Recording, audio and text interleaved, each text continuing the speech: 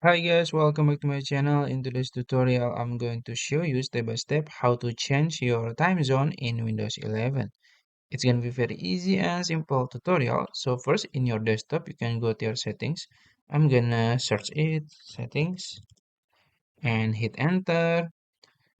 And then in the setting page, you can go to your left side menu and click on time and language. Then as you can see, in the time and language, there is date and time. You can click on it. And as you can see, you can set time zone automatically. So if you want to turn it on, it will automatically set your time zone based on your location. But if you want to set it manually, you can just turn it off and then you can change your time zone.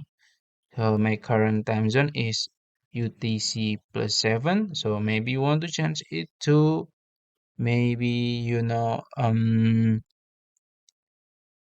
this one.